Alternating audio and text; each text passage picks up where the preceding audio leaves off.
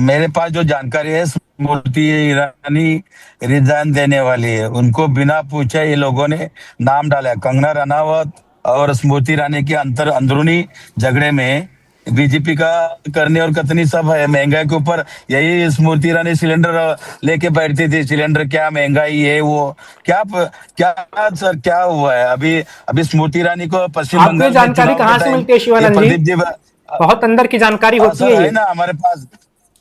जी जी, fit एकदम confirm confirm है मेरे पास सर। यही यही प्रदीप जी कलकत्ता से है। उधर ही नरेंद्र मोदी सर वही स्टेज पे स्मृति ईरानी तरफ मुंह भी नहीं किया प्राइम मिनिस्टर साहब, उसके उधर देखा भी नहीं। उनको बिना पूछा है उनको इन्होंने कमेटी में नाम डाला है और वो एक्सेप्ट नहीं है। अभी ट्वीट आया मेरे पास।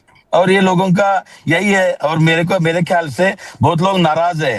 ये लोगों ने सूर्या जी को जो कर्नाटका का रिजाइन लिया, उन्होंने बड़े मायने में भ्रष्टाचार किया, लैंड में भ्रष्टाचार किया। उसका नाम सामने आएगा, इसलिए सूर्या को निकाल के गुजरात से एमपी से उन्होंने बनाया।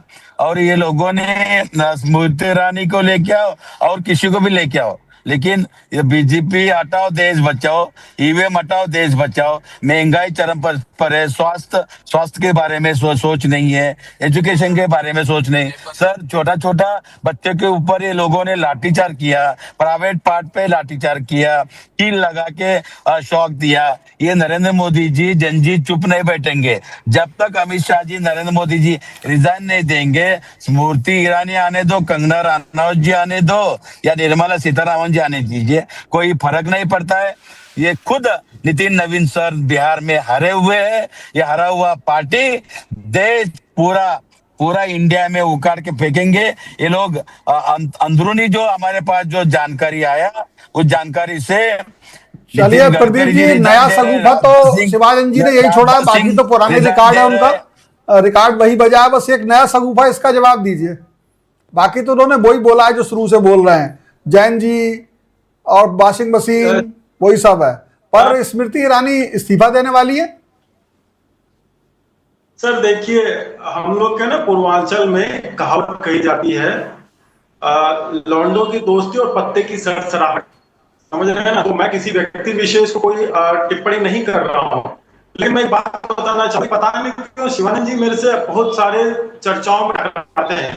अगर एक दिन शिवानंद जी न रहे और आपको बोलना, अगर आप बोले कि आप इनका भी रोल प्ले कर दीजिए, तो इनके सारे डायलॉग मुझे कंठस्थ याद हो गए।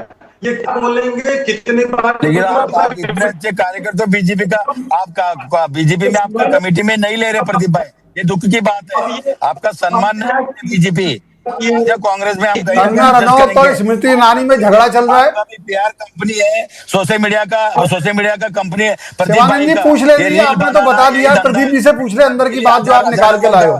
फोन आता है। अगर ऐसा नरेंद्र मोदी सर का अगर रील बनाने तो रातों रात हीरो बन सकता है, लेकिन नरेंद्र मोदी जी को कोई नहीं पूछ रहे। सब लोग नाराज है, पूरा देश में महिला नाराज है, युवा युवती नाराज है, सैनिक जो नाराज है, पुलवामा अटैक। ये लोगों ने, मेरे पास जो जानकारी सर आया है वैभव जी कि नितिन गडकरी रिजाइन देने वाले, अमित शाह जी रिजाइन देने वाले हैं।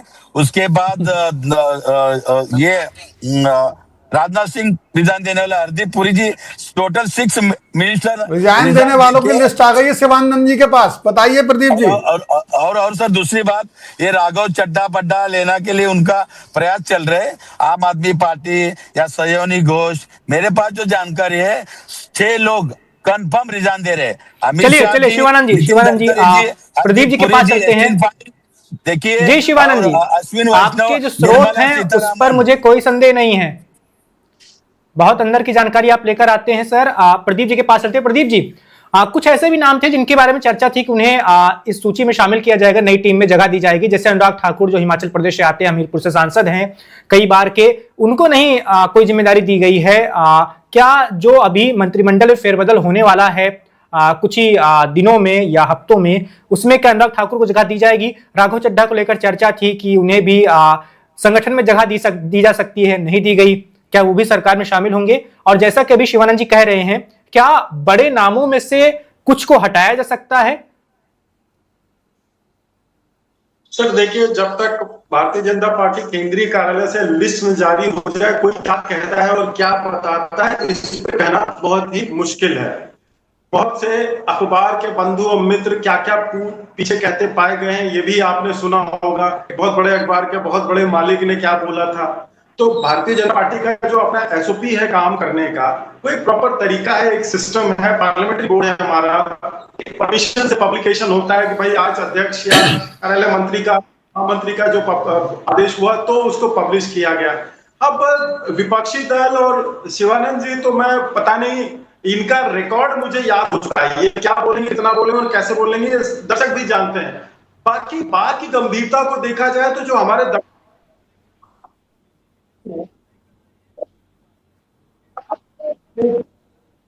पोस्ट अच्छा वाला देना चाहिए था, लेकिन क्यों नहीं दे रहे पता नहीं हो रहे।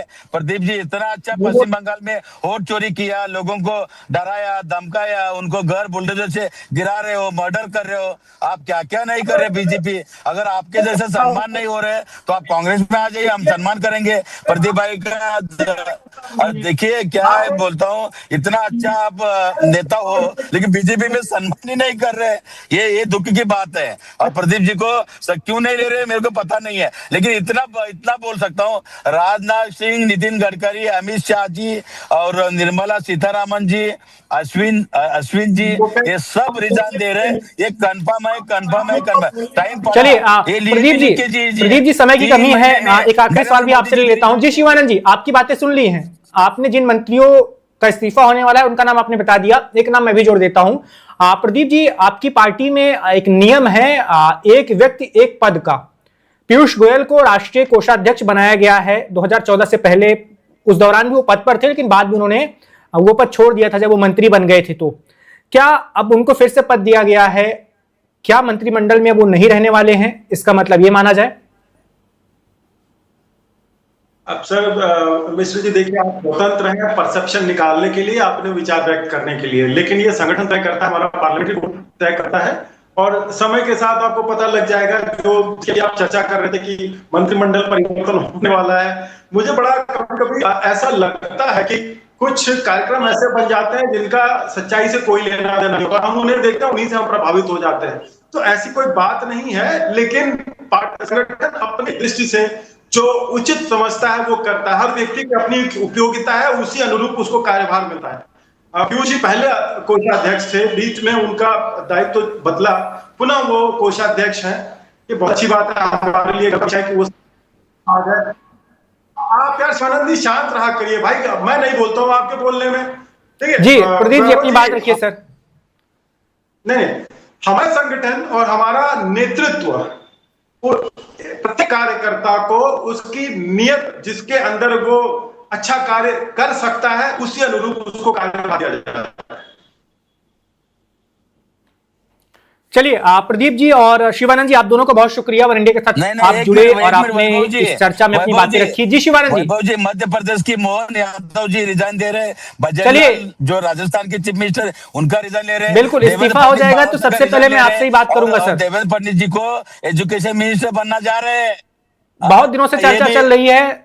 जी जी जी जी, देखते हैं क्या कुछ होता है। शिवानंद जी, बीजेपी हटाओ देश बचाओ, भाई मोदी साहब झोला लेके जाइए, हमको बचाइए। ऐसा बहुत शुक्रिया शिवानंद जी, युवा युवती महिला सब परेशान है सर। बहुत शुक्रिया आप हमारे साथ जुड़े। शिवेन जी, एक आखिरी सवाल आपसे भी होगा। 65 सदस्यों की ये टीम बनी है, इससे पहले जेपी नड्डा की जो टीम हुआ करती थी वो 70 सदस्यों वाली थी। 70 सदस्यों वाली टीम में 37 नए चेहरे थे जब नड्डा ने अपनी टीम बनाई थी। इस बार 65 में से 51 नए चेहरे हैं, मतलब लगभग लोगों को बदल दिया गया है। कुछ ही लोग हैं जिन्हें जो रिपीट किए गए हैं, उन्हें फिर से पद दिया गया है। अगर हम महिलाओं की बात करें तो कुल टीम में 18% महिलाओं की हिस्सेदारी है। इसके अलावा सबसे उम्र दराज जो है वसुंधरा राजे सिंधिया हैं, जो राजस्थान की पूर्व मुख्यमंत्री हैं। इसके अलावा 35 साल के जो हेमांग जोशी हैं, जो लोकसभा के सांसद हैं, उन्हें राष्ट्रीय मोर्चा का अध्यक्ष बनाया गया है। इस टीम को लेकर दो तरह की बातें कही जा रही है। पहली कि ये टीम आगामी विधानसभा चुनाव को मद्देनजर देखते हुए बनाई गई है। बिल्कुल। दूसरा, इस टीम के जरिए हम ये अनुमान लगा सकते हैं कि आने वाले दिनों में जो मंत्रिमंडल में फेरबदल होगा नरेंद्र मोदी सरकार के, उसमें किन्हें जगह मिल सकती है और किन्हें नहीं। जैसे हमने पीयूष गोयल वाला सवाल किया था कि अगर वो कोषाध्यक्ष बनाए गए हैं और बीजेपी में अगर ये नियम है कि एक व्यक्ति एक ही पद पर रहेगा, तो इसका मतलब कि वो मंत्रिमंडल से इस्तीफा देंगे। आपको क्या लगता है, चुनाव और आने वाला मंत्रिमंडल में फेरबदल बीजेपी क्या कुछ आगे करने जा रही है? इस टीम को देखकर आपको क्या लग रहा है? बीजेपी बहुत जल्दी जल्दी कुछ नहीं करेगी। मैं आपको बताऊं, जेपी नड्डा के पास भी कुछ समय तक 2 पद रहे, लेकिन अब यहाँ पर जो मकसद है, जो देखिए माहौल बन रहा है, समय के साथ चलना पड़ता है।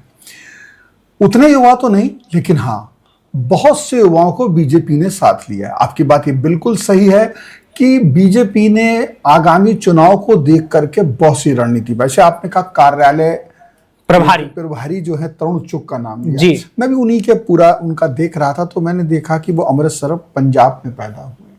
अब देखिए कार्यालय प्रभारी उन्होंने, जो पंजाब का मूल निवासी है, वहां के रहने वाले हैं, राज्यसभा सांसद वो भले ही मध्य प्रदेश से हैं, तो ये बीजेपी बहुत ही, मैं उसको मानता हूँ बहुत चुन चुन के बहुत रणनीतिक तरीके से उसने अपने यहाँ पे प्यादे चले हैं, लंबे सोच समझ के चले हैं, घबराहट में नहीं चले। वो कामयाब होंगे नहीं होंगे वो एक अलग की बात है, लेकिन इस सब के मायने ये निकाले जाते हैं कि मौजूदा माहौल का बीजेपी पे किस तरह का दबाव है। देखिए आपको युवाओं की तरफ आप कदम बढ़ा रहे हैं, आप युवाओं को बागडोर दे रहे हैं, इसका मतलब आपको लगता है कि आज का जो युवा आपसे सवाल कर रहा है उसके जवाब के लिए सही लोग आपको लाने पड़ेंगे, जो भी आपके पास है। अब वो कितना जवाब दे पाएंगे नहीं दे पाएंगे वो एक अलग बात है, लेकिन यूपी का हमने आपको बताया, यूपी से 6 लोग उसमें आए हैं बिल्कुल। और राम माधव को भी जो अपेक्षाकृत जो लोग जवाब देते हैं उनसे युवा है, वो युवा उतने युवा नहीं, जैन जी नहीं है, लेकिन जब आप उनको देंगे कि वो बेहतर, बहुत ही, जब आप उनको देखते हैं बहुत बड़ा चेहरा है, बहुत सटीक जवाब देने वाले, वाक्पटुता उनके अंदर जबरदस्त है और विभिन्न भाषाओं का ज्ञान है उन्हें, बिल्कुल कई भाषाओं का ज्ञान है, तो उन्हें वहां लाया गया है, युवा चेहरों को लाया गया है। तो बीजेपी ने गुजरात की, जैसे भी बात कर रहे थे, गुजरात के चेहरों को लाया गया है। तो इस समय चुनाव कहां कहां है, यूपी, पंजाब और गुजरात आने वाला समय, बिल्कुल, और लोकसभा चुनाव, इन सबको देख के बीजेपी ने एक लंबा रास्ता तैयार किया है। कुछ मंत्रिमंडल में जो फेरबदल है उसकी भी देखिए, अब इतने लोग शामिल किए हैं तो कहीं ना कहीं उनको भी कहीं ना कहीं सेट किया जाएगा, वरना लोग खाली हाथ बहुत समय तक साथ नहीं रहेंगे। खास तौर से उस समय पर जब लोग आए थे बंगाल और आसाम के चुनाव के बाद, तब और इस आने वाले 3 महीनों में व्यापक बहुत बड़ी तस्वीर बदल गई है। बिल्कुल, वहां पर उस दिन ऐसा लगता था कि सब कुछ बीजेपी का हो गया है देश में, अब कोई विरोध नहीं कर पाएगा। आने वाले 10 साल में यह भी हो रहा था, केरल में भी बीजेपी अगले 5 साल में जो है प्रमुख विपक्षी दल और तमाम चने के, तमिलनाडु में भी सरकार हिला देगी कुछ, मतलब ये सारी चीजें लोग तमाम तरह के आंकलन लगा रहे थे। बीजेपी बहुत पावर में थी, लेकिन युवाओं के और छात्रों के आंदोलन का, भले ही वो झारखंड में चल रहा हो, वो रणनीतिक तौर पे बीजेपी को छोटा मोटा लाभ दे रहा हो, लेकिन वास्तविकता ये राष्ट्रीय स्तर पे बीजेपी को एक बड़ी चुनौती खास तौर से युवाओं छात्रों से मिली है और इसको वो समझ गई है। और ये समझ का परिणाम यह है कि अब युवाओं के हाथ में थोड़ी सी, अपेक्षाकृत युवा के हाथ में बागडोर दी गई और शायद मंत्रिमंडल में भी ये फेरबदल आपको देखने को मिलेगी। खास तौर से मुझे लगता है आने वाले समय में व्यापार की जो बात हो रही है और ये तमाम चीजों में, मुझे लगता है शिक्षा मंत्री भी उन्हें इस तरीके से बनाना चाहिए था। मैं कोई सलाहकार नहीं हूं उनका, पर इस भयंकर चुनौती में अगर वो कोई इस तरह का लाते जो बहुत ही तेज तर्रार, आक्रामक और मतलब बहुत ही त्वरित काम करने वाला होता, तो बीजेपी को बेहतर होता। Subscribe to One India and never miss an update. Download the One India app now.